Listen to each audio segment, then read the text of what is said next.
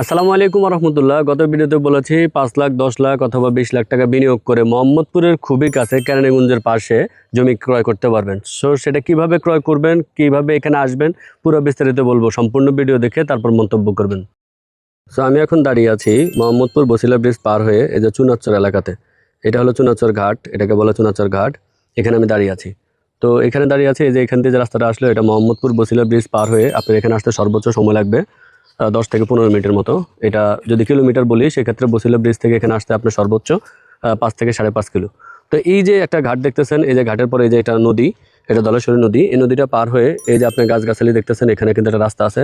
এই যে এখানে একটা গ্রাম আছে, এই গ্রামটাকে বলা হয় চুনাচ্চর অথবা মুসুরিখোলা অথবা ফিরিঙ্গিকান্দি।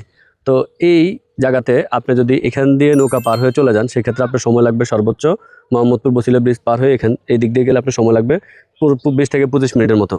আবার এই জায়গাতে আপনি গাড়ি নিয়ে আসতে পারবেন, এখানে আসলে তো আপনি গাড়ি নিয়ে আসতে পারবেন না। তো এখানে কীভাবে আপনি গাড়ি নিয়ে আসবেন সেটা হলো আপনি কলাতিয়া বাজার পার হয়ে আপনি যদি হজরতপুর ব্রিজ পার হয়ে যদি ওই দিক দিয়ে আপনি নামেন, আলিপুর ব্রিজের দিক দিয়ে আপনি আসতে পারবেন এখানে ডাইরেক্ট আপনি প্রাইভেট কার নিয়ে, অথবা আপনি মানে যে কোনো গাড়ি নিয়ে এখানে আসতে পারবেন, কোনো সমস্যা নেই।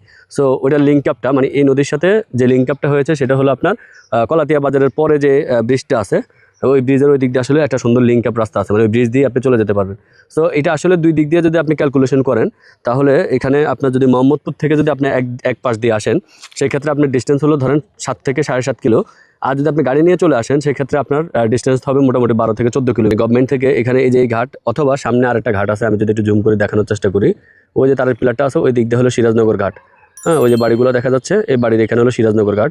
হয়তো সিরাজনগর ঘাটের ওই দিক দিয়ে একটা আপনার ব্রিজ দিবে অথবা এই দিক দিয়ে একটা ব্রিজ দিবে, কারণ এখন তো মানে বন্যার মৌসুম, এখানে অনেক পানি। কিন্তু যখন এই পানিগুলো চলে যায় মানে বন্যার পরে যখন শুকিয়ে যায় এইখান থেকে যদি একটা কালভার্ট করে দেয়, তো কালভার্ট করে দিলে তখন এটা মোহাম্মদপুরের খুবই কাছে হবে, এবং খুবই কাছে হওয়ার সাথে সাথে এটা কিন্তু খুব প্রাইম জোন হয়ে যাবে। কারণ মোহাম্মদপুরের বসিলা ব্রিজের থেকে নেমে 6-7 কিলো বা 8 কিলোর মধ্যে কিন্তু খুব একটা কম দামে এখন জায়গা পাওয়া যায় না। তো এই এলাকাতে আপনারা যারা জমি কিনতে চান তারা কিনতে পারবেন, আমরা আপনাদেরকে সহযোগিতা করব। এখানে আমাদের প্রচুর জমি আছে, আমাদের ব্যক্তিগত মালিক জমি বিক্রি করে তাদের আছে। তো যারা আসলে এখানে জমি ক্রয় করতে চান আমাদের সাথে যোগাযোগ করবেন, আমরা আপনাদেরকে বিস্তারিত তথ্য দিয়ে কিভাবে ক্রয় করতে হবে, কিভাবে এখানে আপনারা লেনদেন করবেন সবকিছু আমরা আপনাদেরকে সহযোগিতা করব।